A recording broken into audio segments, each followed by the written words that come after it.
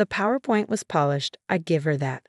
Samantha always did have an eye for aesthetics, probably from all those years of making vision boards about her future empire while I was debugging code in my bedroom. I sat in the corner of the boardroom, iPad in hand, watching the parade of hopeful founders pitch their dreams to Apex Venture Capital. As a silent partner, I rarely spoke during these meetings. That was Marcus Chen's job as managing partner, along with the other visible faces of the firm. I was just here to evaluate, analyze, and ultimately decide where our $500 million fund would go. Next up, Marcus announced, we have Tech, a B2B SaaS platform for supply chain optimization. The door opened, and in walked my sister, Samantha Rodriguez. She kept her maiden name, said it sounded more entrepreneurial, strode in like she owned the place. Designer suit, perfect blowout, that same confident smile she'd worn while introducing me as the family disappointment at every gathering for the past decade. She hadn't noticed me yet. I was partially hidden behind Marcus, just another face in a room full of investors. Her eyes were on the big players, the ones she'd researched on LinkedIn, the ones whose approval she craved. Good morning, she said, her voice pitched perfectly between confident and deferential. I'm Samantha Rodriguez, CEO and founder of Tech. We're revolutionizing how companies manage their supply chains through ad-driven predictive analytics. I made a note on my iPad, buzzword bingo in the first sentence asterisk. She launched into her presentation, and I had to admit, grudgingly, it wasn't terrible. The concept was solid, if unoriginal. The market opportunity was real. The financial projections were optimistic, but not completely insane.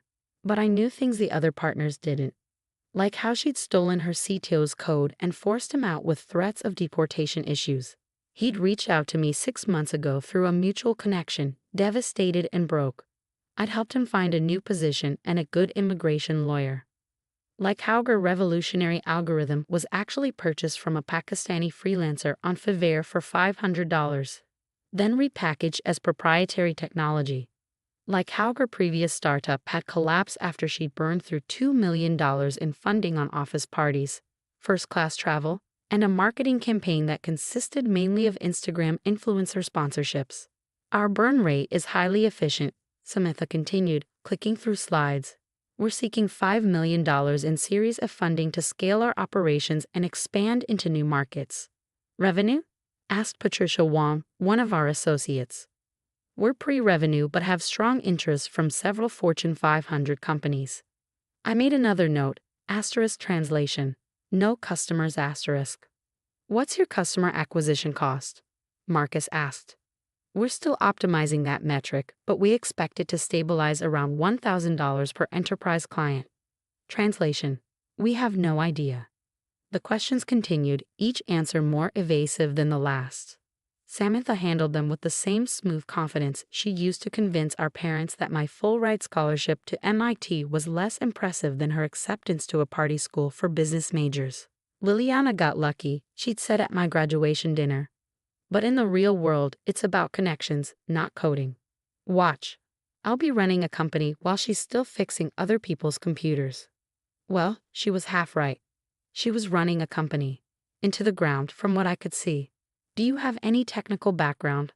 Patricia pressed. I believe in hiring smarter people than myself, Samantha laughed. I'm the vision person. I leave the nerdy stuff to the nerds. Several of the partners chuckled. I didn't. Marcus glanced at his notes.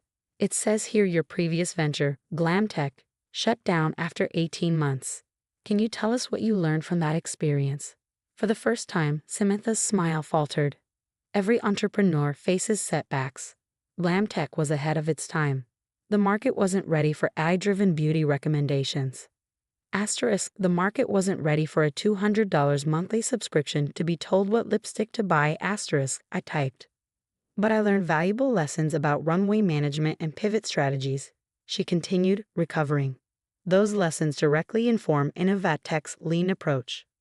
Lean approach equals one developer in Bangladesh and a virtual assistant in the Philippines. The presentation wound down, and Marcus asked the standard closing question.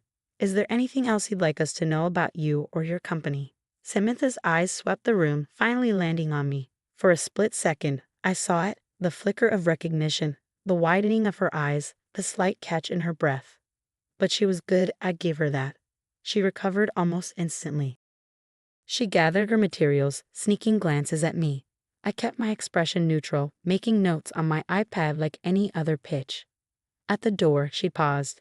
Actually, I'm sorry, but is that Liliana Rodriguez? Every head in the room turned to me. Martinez, I corrected.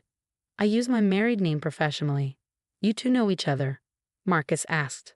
Samantha laughed, that tinkling sound I'd heard 1,000 times before delivering an insult. She's my sister. I had no idea she was involved with Apex. Liliana is one of our founding partners, Marcus said. She typically maintains a low profile, but her technical expertise and market insights have been invaluable. Founding partner? Samantha's voice cracked slightly. But I thought, the website only lists. I prefer to stay behind the scenes, I said evenly. Less drama that way. She flinched at drama, the word she'd always used to describe my reaction to her public humiliations. Well, she forced brightness into her voice. What a lovely surprise. I'm sure Lily gave you all the family discount on her evaluation, right? We evaluate all pitches on their merits, I said, family or not. Of course. Her smile was starting to look painful. Well, I'll let you get back to your deliberations. She fled. The room was silent for a moment after she left. So, Patricia said finally, that was your sister. Yep. The one who... She trailed off. Everyone knew the stories. Tech is a small world, and my sister's treatment of me had become something of a legend after a few too many drinks at a conference 3 years ago. The family disappointment PowerPoint she'd made for my 30th birthday, complete with graphs showing how I'd wasted my potential on antisocial pursuits. The Thanksgiving where she'd announced to 40 relatives that I was proof that book smarts don't equal life smarts. The wedding toast where she'd spent 10 minutes explaining why she was surprised anyone would marry me. That's the one, I confirmed. Well, Marcus said carefully, regardless of personal history, we need to evaluate Innovatech objectively. Initial thoughts. Weak financials, David Kim noted. No revenue, no clear path to profitability. The tech stack seems questionable, Patricia added. Did anyone else notice she couldn't answer basic questions about their own algorithm? The market is crowded, another partner chimed in, and without a clear differentiator. I let them talk, making notes. Everything they were saying was true, but incomplete. Liliana? Marcus prompted. You've been quiet. I looked up from my iPad. I have some concerns. Such as? 3 months ago, Innovatech's former CTO, Rajesh Patel, filed a complaint with a labor board. He claimed Samantha threatened to report him to ICE if he didn't sign away his equity stake. Shocked murmurs around the table. She settled out of court, but only after he went public on Twitter. She claimed it was a misunderstanding, but I have screenshots of the text messages. Jesus, Patricia muttered. There's more. The proprietary algorithm she mentioned, it's available on GitHub.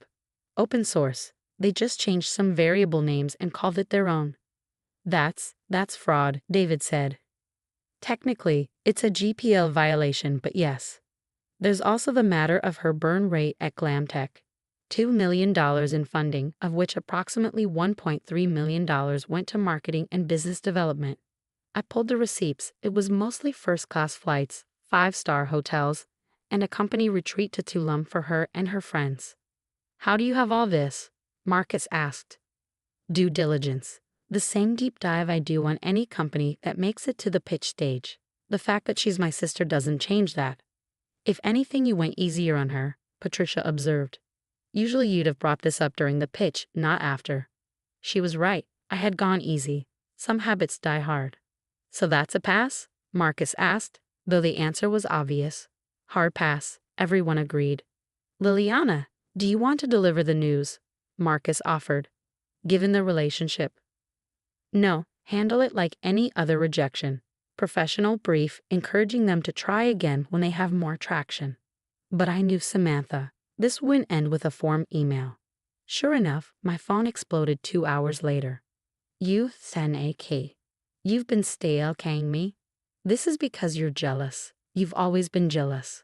I'm telling Mom and Dad. You just cost me EVA rating. This is why nobody likes you. Successful women should support each other, not tear each other down. I'm going to expose you on LinkedIn. Everyone will know what kind of person you are. I let the text pile up, then finally responded. Your pitch was evaluated using the same criteria as every other company. You're welcome to reapply when you have legitimate technology, actual revenue, and a CTO you haven't threatened with deportation. That's AI's. Rajesh was confused. English isn't his first language. I have the text messages, Samantha. You've always been a vindictive bitch. I screenshotted the conversation and forwarded it to our legal team with a note, in case she follows through on the LinkedIn threat. That night, my husband Alan found me in my home office, staring at my monitor. Let me guess, he said, massaging my shoulders. Samantha took the rejection well. She called me a snake, and a bitch, and jealous. The usual. You know what's funny? He pulled up a chair. She spent so many years calling you the family disappointment. Meanwhile, you've quietly built a career that lets you decide the fate of companies like hers. I didn't enjoy it, I said, and meant it. Despite everything, there was no satisfaction in rejecting her pitch. Because you're not her. You evaluate based on merit, not personal vendettas. Her company really was garbage, though. Oh, complete trash, he agreed. I looked at the pitch deck. My favorite part was when she listed first mover advantage in a market that already has 47 competitors. I laughed despite myself. You know she's going to make this all about you at the next family gathering, he warned. Bold of you to assume I'm going to the next family gathering. But of course, I did go. Thanksgiving because I'm a masochist and my mother's guilt trips are weapons grade. I knew something was up when I walked in and the conversation immediately stopped. Samantha was holding court in the living room, surrounded by sympathetic relatives. There she is, she announced. The sister who cost me $5 million. You cost yourself $5 million, I said, setting down my pie. I just had a front row seat. She sabotaged me, Samantha told our assembled relatives. Her own sister. Can you imagine? I'm trying to build something, to make something of myself, and she tears me down out of jealousy. Samantha, I said tiredly. Your company had no revenue, no legitimate technology, no viable path to profitability. That's why you were rejected. She's lying. Samantha's voice went shrill. She's always been jealous of me. Ever since high school, she's tried to undermine me. In high school, I was coding in my room while you were telling everyone I was autistic because I preferred computers to parties. You are autistic, she snapped. Probably, it would explain a lot. Samantha. Our mother finally intervened. That's enough. She's the one, whoa. I said enough. Mom turned to me. Liliana, was it really necessary to be involved in your sister's funding decision? I'm involved in every funding decision. It's literally my job. But family should be held to the same standards as everyone else. Higher standards, if anything. That's cold, Uncle Roberto chimed in. Family helps family. Really? I looked around the room. Where was that energy when she was showing PowerPoints about my failures at family gatherings? When she told everyone I'd die alone with my computers? When she announced at Christmas that my success was luck and white male favoritism in tech? That was just jokes, Samantha protested. You're too sensitive. And you're too comfortable humiliating family for entertainment. Burls, please, Dad said weakly. It's Thanksgiving. You're right, I said. I'm thankful. Thankful that I built a career on merit, not connections. Thankful that I can spot a fraudulent company from a mile away. And thankful that success is the best response to a decade of being called the family disappointment. Still harping on that? Samantha rolled her eyes. God, get over it. I am over it. That's why I evaluated your company objectively, found it lacking, and moved on. You're the one who called a family meeting about a business decision. Because you ruined me. No, you ruined yourself. The fake algorithm, the stolen code, the threats to your CTO, that was all you. I just declined to fund it. The room went silent. What's she talking about? Mom asked slowly. Samantha's face cycled through several emotions before settling on indignant. She's making things up. Trying to justify her betrayal. I pulled out my phone. Would you like to see the legal documents? The settlement with Rajesh? The cease and desist from the GitHub repository owner? I have it all here. Those are business decisions, I suggested. Is that what you call threatening to have someone deported if they don't give you their work? You don't understand how hard it is. Samantha exploded. You've always had it easy. Everything just comes naturally to you. Do you know what it's like growing up with a sister who never had to try? Never had to try? I stared at her. I worked 18-hour days. I taught myself to code when I was 12. I got scholarships because we couldn't afford college. I built my career from nothing while you were spending Dad's money on NLM schemes and calling me a loser. Because you are a loser. Look at you. 35, married to another nerd, no social life, probably planning to raise socially awkward kids will also hide behind screens. Samantha Rodriguez. Mom's voice could have cut glass. Apologize. Now? For what? Telling the truth? She's successful, sure, but what kind of life is that? Working all the time, analyzing spreadsheets, turning everything into data. At least I live. You live on other people's money, I said quietly. Their work, their code, their investments. You're a parasite who's convinced herself she's a predator. She threw her wine at me. Red wine, because of course. It splattered across my white sweater, the nice one Alan had bought me for my birthday. Feel better? I asked, wiping Malbec from my face. I hate you, she hissed. I've always hated you. Perfect Liliana with her perfect grades and her perfect job and her perfect life. You think you're so much better than everyone. No, I said, standing. I think I'm better than someone who builds companies on stolen code and threatened workers. That's a pretty low bar. I gathered my purse, my coat, my dignity. Where are you going? Dad asked. Home. To my husband. My nerdy, wonderful husband who's never once called me a disappointment for laughs. If you leave now, Samantha declared, you're out of this family. Promise? I asked. I left them there. Samantha raging, Mom trying to mediate, relatives taking sides. My phone buzzed with messages before I even reached my car, but I didn't check them. Alan was waiting with takeout Chinese and a fresh sweater when I got home. How bad? He asked. She threw wine at me. Red?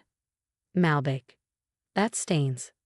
Subdo's calling your sister a disappointment for a decade. We ate lo mein and watched Netflix, and I felt more at home than I had at any family gathering in years. The next morning, I had an email from Marcus. Heard Innovate Tech is shopping around to other VCs claiming we rejected them due to personal bias. Legal wants to know if we should send a formal response about the IP theft and labor violations. I thought about it. One email from our legal team would end Samantha's fundraising journey permanently. No VC would touch her after that. No, I typed back. Let her learn the hard way. Because here's what Samantha never understood.